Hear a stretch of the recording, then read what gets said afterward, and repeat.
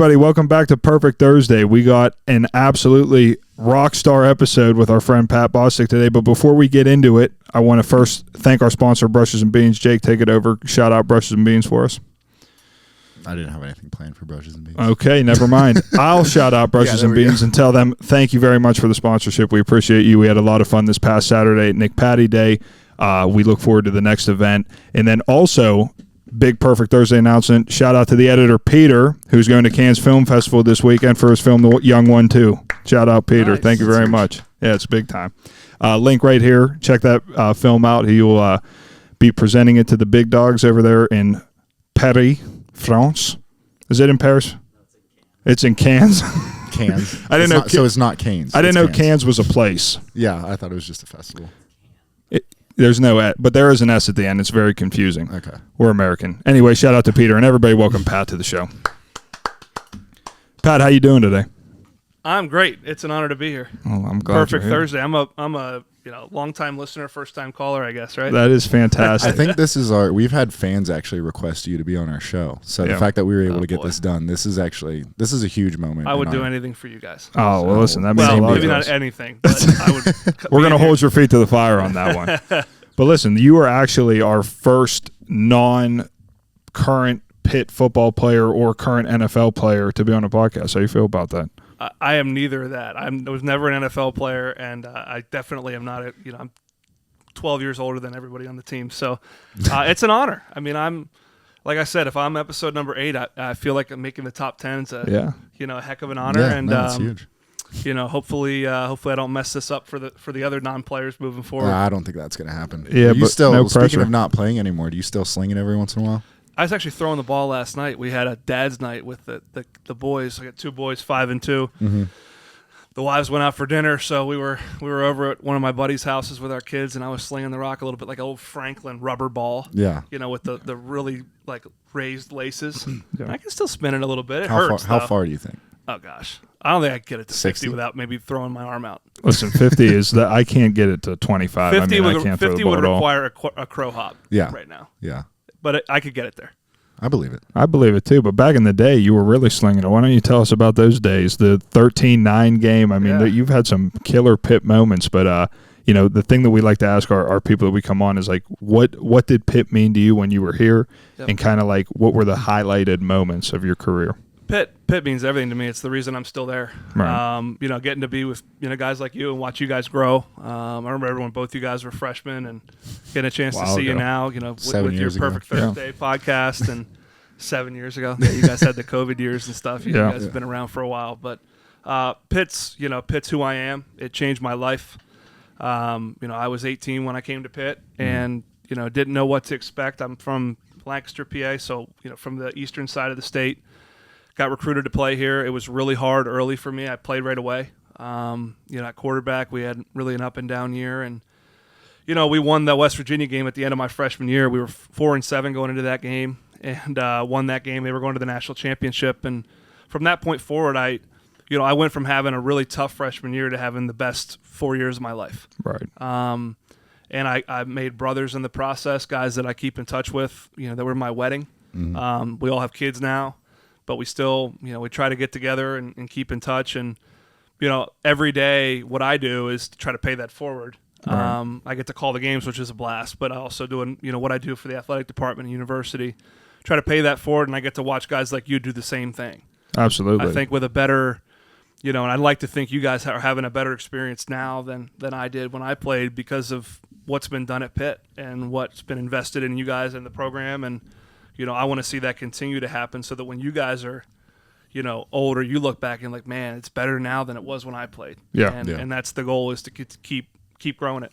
I think when I was there, especially like year to year, there were improvements throughout all of no Pitt football. It was no like, doubt. Even just in the facility, but just the people. So I think I'm excited to see that keep moving forward. When I got to the program, they were redoing the bathroom and like the locker room and stuff. So we literally had like a strip in the bathroom that was cubbies where we had our stuff. It was for the whole summer. Yeah. And I mean, we would train. We'd have to like shower in these like outdoor showers. I think you were there for the outdoor I remember showers. those. Yeah. Unbelievable. But that just goes to show you how much change has occurred even in the past 7 years. I can't imagine, like you touched on it, but when you first got here, to where we are now, like what does that difference look like from Pitt in 08, 07 to 2022? Well, yeah, both you guys walked on, right? Yeah, we did. So when I played, my best friend in the world, Andrew Janoko, is a quarterback coach for the Chicago Bears, and he was a walk-on. He couldn't eat with us.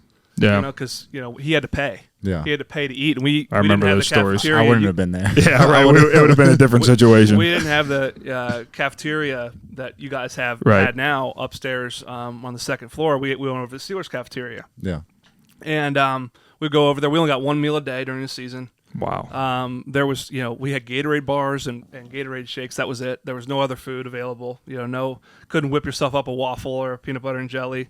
Now we get money in the morning. We get lobster, some Wagyu beef. There was Wagyu fillets for lunch the other day, and I was like, first of all, if I eat this, I'm going to be asleep. Secondly, if I eat a Wagyu fillet, I want a glass of wine with it. So I'm not, I'm not eating that for lunch. But no, it's just, I think, and I give a lot of credit to Chancellor Gallagher, Pat Narduzzi, obviously Heather, for recognizing that Pitt football is it's an institution, right? The history is unbelievable, but you can't just rest on that.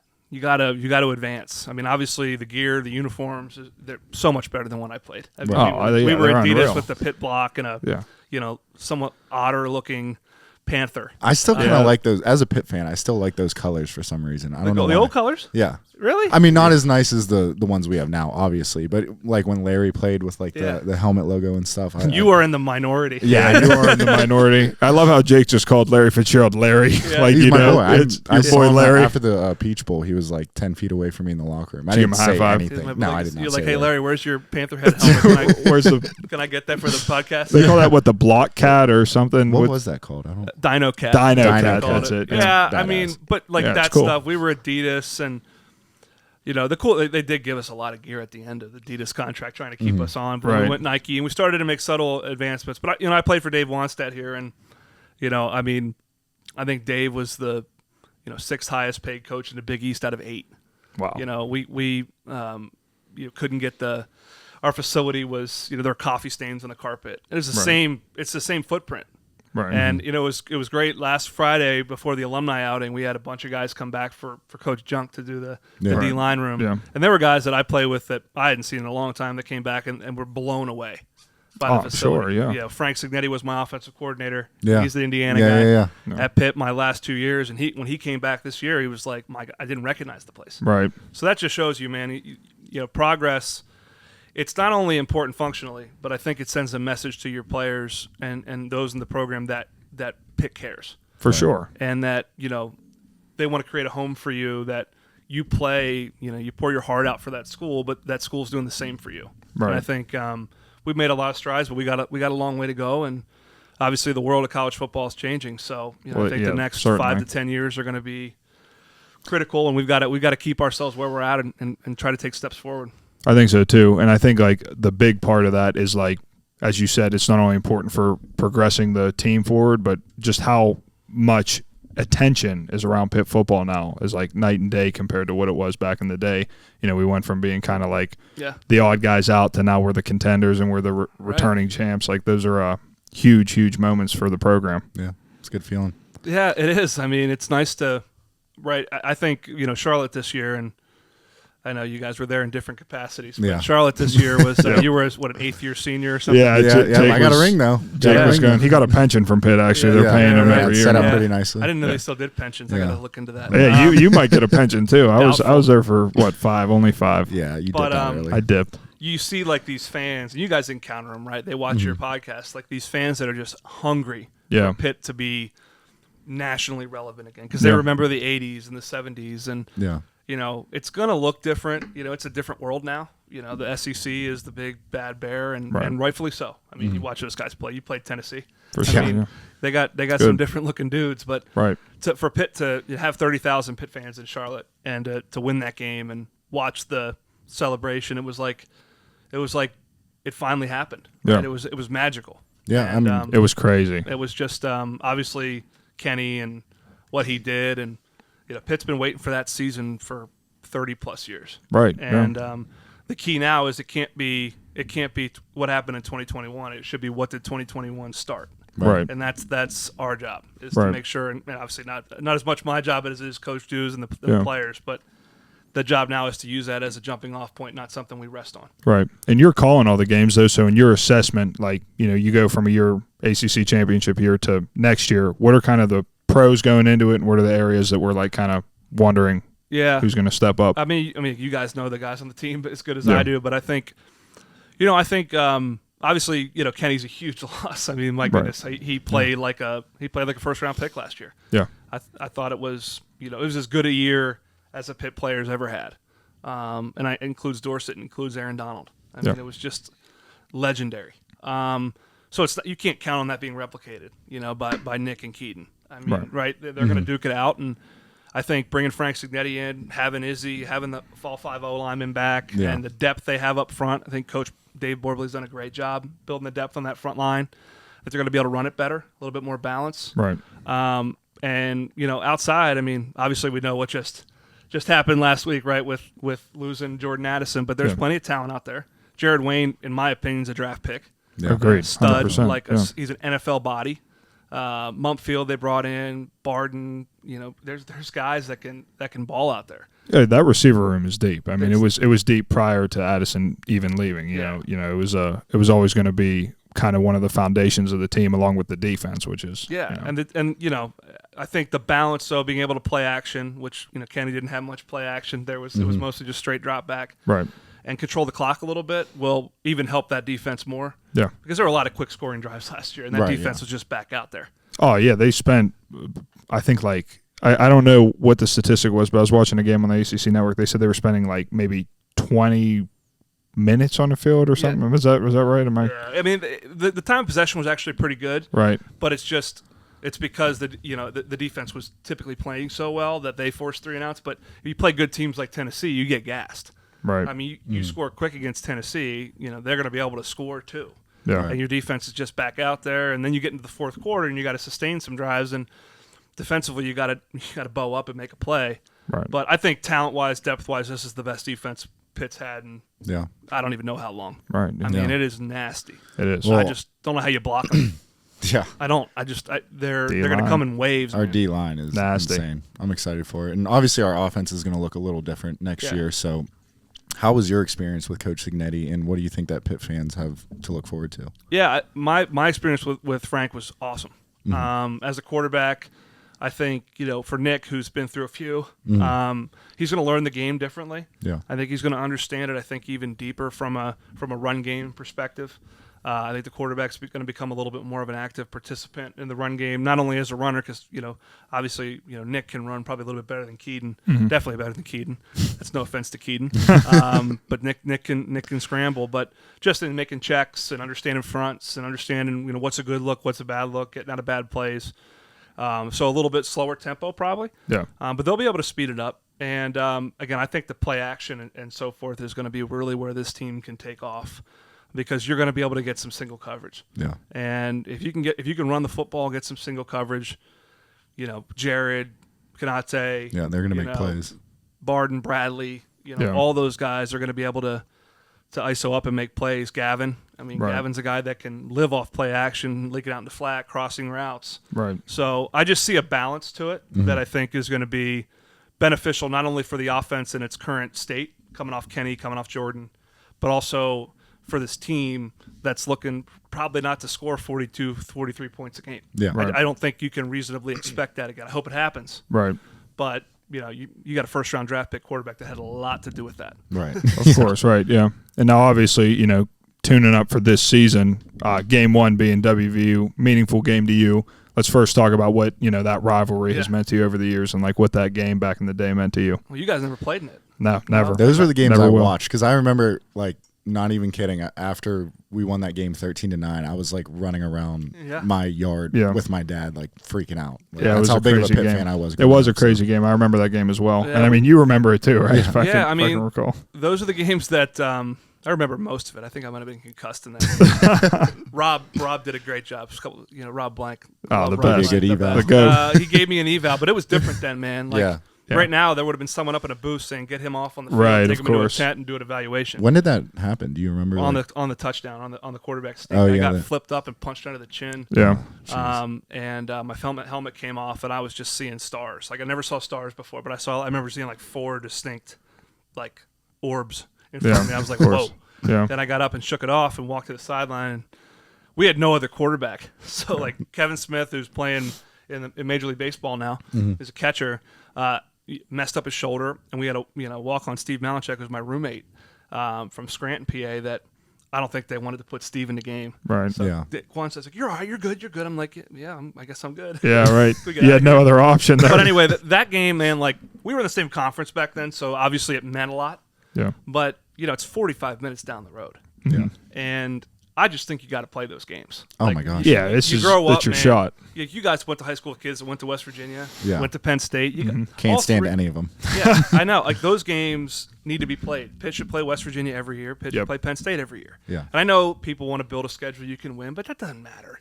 Play the games that people want to watch. Play the games that you guys want to play in. Right. Man, you want to go toe to toe with the best and give fans an affordable, easy commute to watch great football. And I think the bragging rights last. I mean, funny story. I forget. We've played North Carolina on a Thursday night, I think, every single year for the past 10. That's what it feels like. There was a Thursday night game, and McAfee called the Thursday night game. So we can tag him on this, by the way. Yeah, we definitely will. Pat's a great dude because he used to kick in the indoor when he was prepping for the draft. Yeah, I remember seeing him in like pink cleats and kicking, and he's a great dude. But clearly I'm in the bathroom at Hines in the press box, and I'm in the press box. I'm at a urinal doing my thing, and I hear him roaming in there like he's WWE Pat McAfee, and he's like, I'm not going to say the word, but he's like, effing Bostick. And I was like, what's up, Pat? Yeah. He's like, still hate you. And I was like, Pat, honestly, you had more to do with us winning that game than I did. Right. So give him some heat for it. I mean, honestly, man. No, that's the beauty of it. And he's so good. He's the best. And I love watching him now. But he was such a good kicker and punter and everything, man. Like, it was just that whole game. Obviously, people will say 13-9 forever, but I mean, honestly, that game should not have happened the way it did. Right, yeah. 28-point dogs. Yeah. And then the next year, 08, like those are games you remember for the rest of your life. I'm fired up that it's coming back, and it's hard to believe there's been 11 years of guys and gals and students and fans that had not seen Pitt, West Virginia. Mm-hmm. Right. That can't happen. No. That's what I mean. It's insane to me that these rivalries have been left really unwritten for the past couple of years, especially like Penn State. Now that's done. Moving on to WVU, it's good to have those back. But to your point, I agree. I think that we should be playing those games every single year, not just for the viewership, but just for the integrity of maintaining those rivalries. They're big. Well, and especially now when the SEC football television wise, right? Like the economics of it, you got to play those kind of games to get on national TV. Oh yeah, for sure. Yeah. And the ACC network, that's great, and it's got room to grow. Yeah. But I mean, people are watching ABC, they're watching ESPN, they're not watching the ACC network yet. Now, again, we keep building the brand, good stuff. You play West Virginia, Penn State, you're on national TV. Yeah. You play Tennessee, you're probably going to be on national TV. That's what I mean. I got to jump through 6 different streaming services just to get to the Pitt game. I want to see, some national syndicated. It is on Comcast now. Let's make that clear. There it is. ACC Network is on Comcast. So it's done. I think it's been like a year, guys. So. Okay, well, we're behind. I'm going through Hulu usually.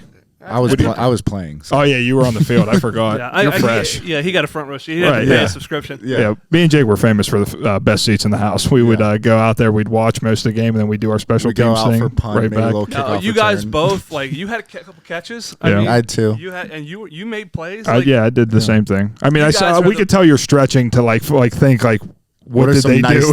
What did they do? No. What I remember most, your mustache is outstanding. Thank you. I needed that more. It takes a lot. Creme, I thought about trying to grow one, just knowing I was coming on here. Yeah, do it. My wife would kill me. I can't. But and you're Batman. There we go.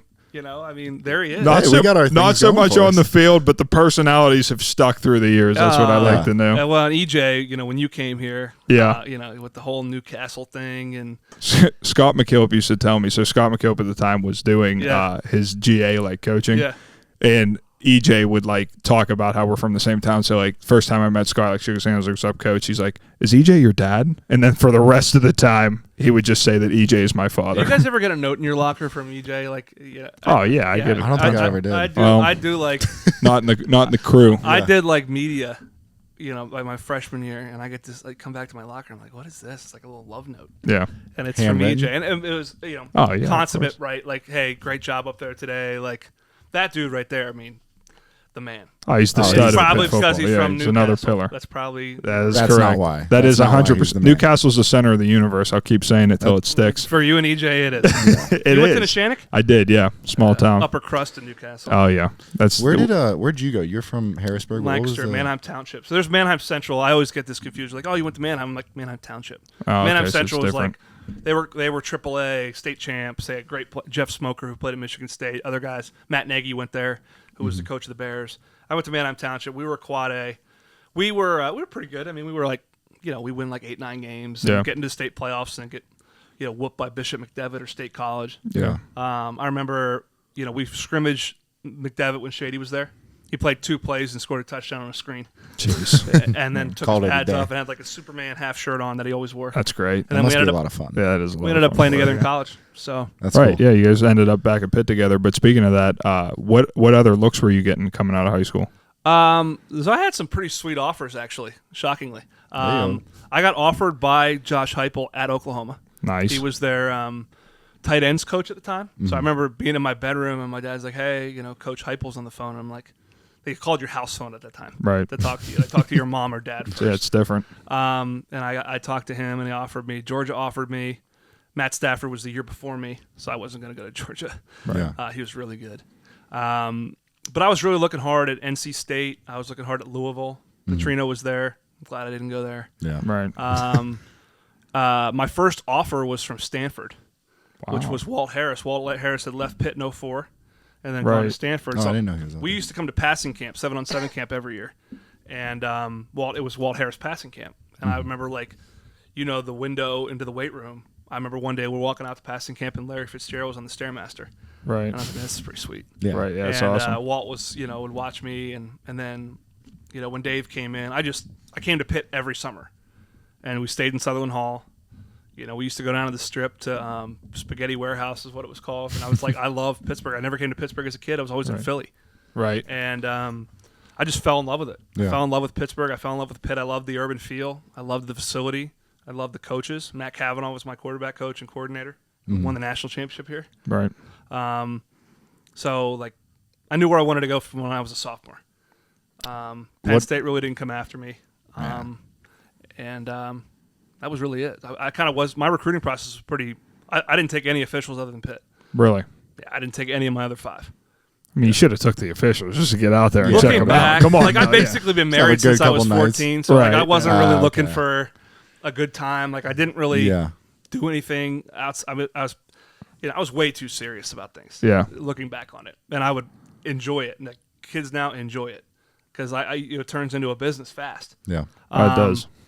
But I knew where I wanted to go, and I kept it simple, and probably put too much pressure on myself. But a visit to Stanford would have been pretty cool. Yeah, definitely. Going to Oklahoma would have been pretty neat. Yeah, that would have been nice. I mean, but I wouldn't change it. What did Oakland look like back when you went? Nothing like it does now. Really? Nothing. What were the major differences? For the O was there. Yeah. Rest in Peters peace, was there. Rest in peace, Peters. I mean, I will say I had lunch at Mario's the other day. Shout out Mario's. Yeah. It's great. They have some decent food. So much cleaner. Oh, yeah. They cleaned it up. Yeah. I used to walk into Peters and, you felt like you were walking on, Stickum. Yeah. Oh, yeah.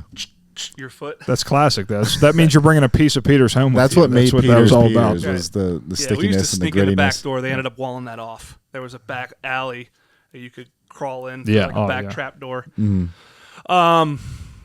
The storefronts that they've redone and then put in they put in a Starbucks, they put in Chipotle. There was a pizza joint that turned into I forget what it is now. It was not that. I mean, it was a Subway and a Qdoba. Right. And Brugger's Bagels. Burgers is that's a good line. Is it still kicking there? No, Burgers, yeah. What'd they replace it with? Dude, I think it got like robbed or like shot. Well, someone got stuck in between those two buildings. You remember that whole story? Someone was stuck in between two buildings. Trying to impress his girlfriend or something. I think that was, I'm going to go up here and get stuck. He got stuck. He got stuck in between two buildings. Bring out the jaws of life to get him out of there. It's insane. They had to close Burgers down for a while for it. I know. But no, it's come a long way. I mean, it's I'm trying to think what else was of note. There were a couple other places. You remember PCAF? 80 Aaron bought the house. That was the house bar that always got busted. Oh yeah, for sure. So I don't know what that is now. Because it was like it's like a tattoo shop, right? There was it's like a tattoo shop, probably because you can get a tattoo at any age, but no, I mean it's come a long way, man. Like the what's the place now? The Porch. Wasn't there. The Porch is really great. There was nothing there. In Shenley Plaza. It was just the merry-go-round and, the yoga place where people, sunbathe and do yoga. Right, yeah. The lawn. The lawn. So, transitioning out of your time in college, what kind of has guided your career since, obviously, you're still very involved with Pitt and university. Like, what was your idea post-football? I wanted to coach. I was like a player coach, my last 2 years. I was backing up. Tino Sinceri was the quarterback. Bill Stahl, then Tino. I backed up those guys, and I was involved in game planning. I loved it, and I wanted to coach. And then Coach Wanstead got let go, and I saw the reality of that business fast. Right. Jeff Halfley was on that staff. He's the head coach at BC. Frank was on that staff. Gosh, there were just a bunch of guys that were on that staff that I knew for a long time, and they just went everywhere. Yeah. L.A., Jersey, wherever they went to co-coach, and I'm like, man. I want to have a family. I love Pittsburgh. I don't really want to leave. And then Todd Graham became the coach, and look at me. I'm not going to do the read option. Like I'm not a spread guy. Yeah. So I transitioned out in my last year. I actually graduate assistant for EJ Borghetti and worked for my last year, my fifth year scholarship. And as fate would have it, I got to do the radio that year. Yeah. I was 22.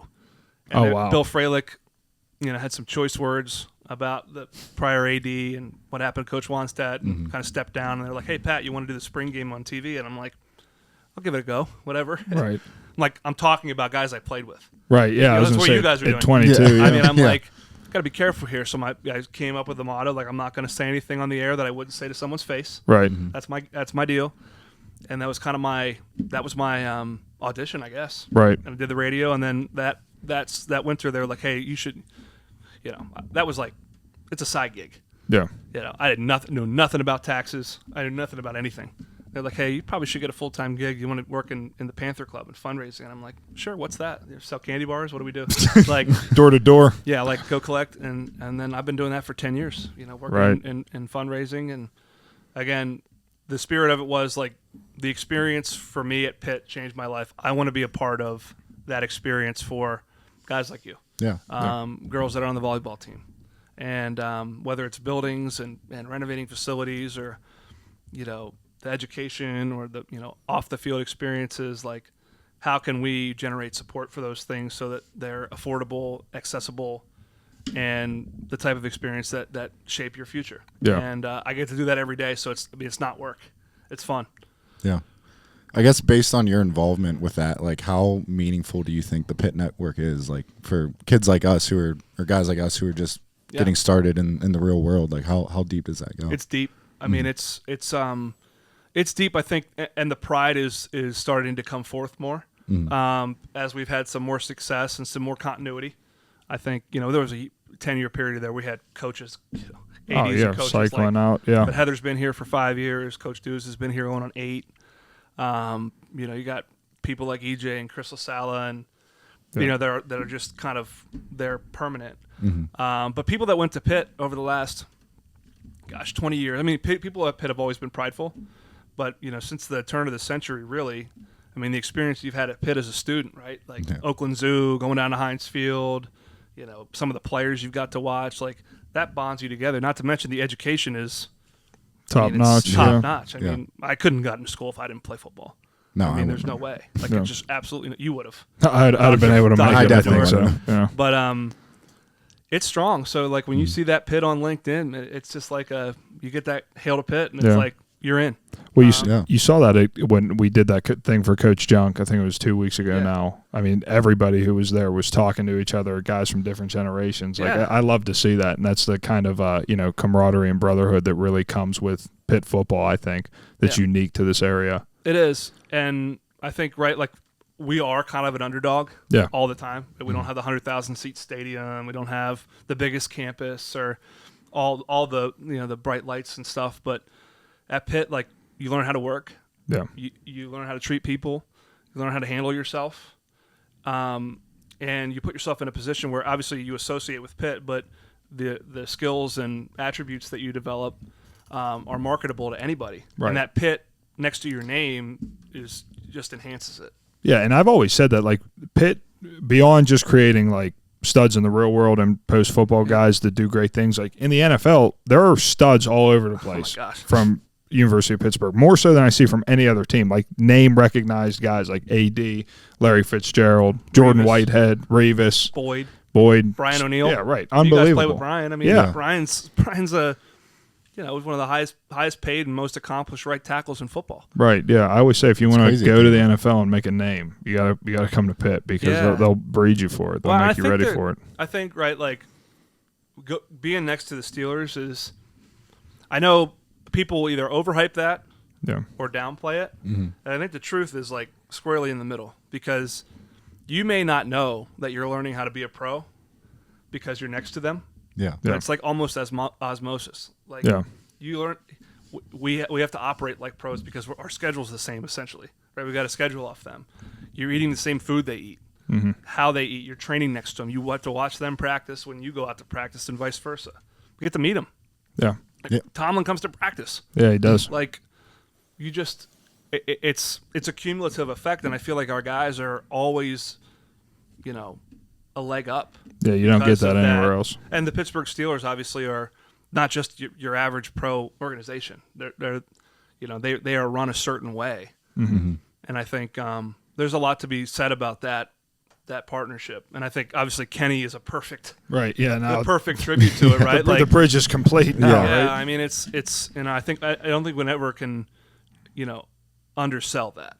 For sure. I think you could definitely oversell it.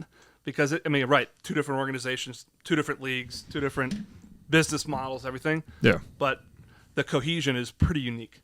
Oh, for sure. Yeah, not only that, but you saw what Tomlin said about Kenny and how he just had the opportunity to evaluate him throughout all the years he was there. He watched him grow up, and I thought the things that he said about that, it's why would you not want to be at a place like that where you have a head coach watching you develop? Yep. Yeah, you see it happens. And no doubt, man. Results to good things, especially in the case of Kenny. Yep.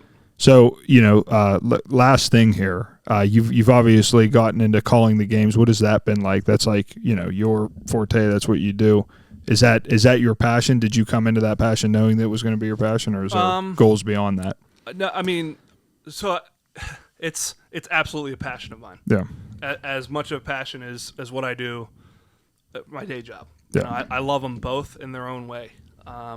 Calling the games for me, I get to scratch that football itch all the time. Yeah. I get to come down and get to know you guys. That gives me, a huge advantage on the air. Get a chance to be around you all the time. So both jobs work together. But I love it. I love getting into the games. I love, the strategy.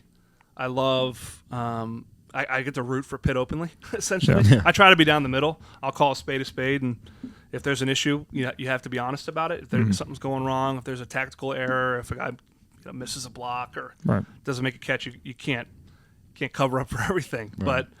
But I get to do it with the best in the world in Hillgrove. Billy's a legend. He is a legend. Yeah. I get to sit next to that guy. And watch him do what he does, and it's a pretty good dance partner to have. Yeah. But last year, to be at, we had a couple booth cams where there was a GoPro in our booth. Oh yeah, I remember. I've seen the clips. Yeah, watching ourselves go absolutely nuts when something good happens. Yeah. I think for me too, I get to represent the program that I care most about. Right. And that's where I take the most responsibility and pride is trying to be an extension of Pitt football on the radio for people that listen. And also the young men that play and how hard it is, right? There's a lot of critics out there that, want to say a guy's, he's garbage or he shouldn't be playing, or I mean, you haven't strapped it up and gone out there and done it. Never. I mean, it's super hard, and never. But when there's success, right? Like seeing the fan base come around it and enjoy it and sharing it. It's fun to be able to document that and do it on the air. I'm very, very fortunate. For sure.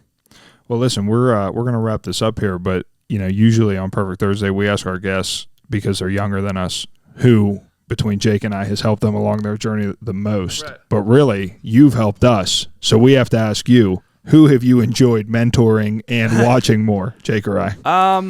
So I got to, you started as a quarterback, right? I did. Yeah. So Jake, I got a more, first of all, I wouldn't say I was a mentor to either of you. Well, you got some sort of a role there. More than you would know. Yeah, more than you would know. Both of you guys, I mean, I'm going to be very, very Switzerland here. Both of you guys. That's so I knew he was such a cupcake answer. There's no we want it courage in that straight. answer. First of all, like, this is like Dr. Jim, right? Like, what's his name? Bruce Wayne. Bruce Wayne. Yeah. Like, I should know that. That's pretty bad. You should know that. That's unbelievable. My kid's my 5-year-old's starting into Batman. But if you need a Batman for a birthday party, give me a call. You were always like, you were in different rooms, position rooms. Yeah. Like, I felt like, and I knew your Anna, I knew your sister. I've known your family. Like, I'm just sensing a lot of bias over there. Didn't I kind of pave the way for Jake? Everything that I laid the foundation for, he just kind of followed the path? Yes, in some ways. But he also blazed his own trail. And I remember when you were like a little guy coming around the program. Yeah. So it's been rewarding watching, because again, I've always felt this way, right? Like the guys that have to pay their way when they start, they're different. The commitment is different. It's just, you're not being handed anything. And both of you guys took everything that came your way and blazed your own opportunities. And this is another example of it. So I love the fact that it's Perfect Thursday. Oh, yeah. That's Coach John. Shout out Coach John. Perfect Thursday. But no, I'm really proud of both of you guys, and I appreciate you guys having me on. A little emotional moment in the podcast. Up. Yeah, I'm crying. Well, listen, everybody. Shout out Brushes and Beans. Shout out Brushes and Beans. As always, Perfect Thursday couldn't be done the way it is done without them, so we thank them, of course, every time. Shout out Peter heading over to Cannes this weekend. We appreciate you, Peter, for everything you do. See you in a few weeks. We will see you in a few weeks, so we're going to be on our own for the first time. Yeah. Not really. He's going to have I'm glad I'm not here for that episode. Yeah, right. We're going to be figuring it out. Oh, you want to take a week off? You want to go to the beach or something? It is Memorial Day weekend next weekend. We're getting sidetracked. Yeah. Everybody, thank you for turning in. We'll see you next week. Have a perfect Thursday. Good stuff. That was a good one.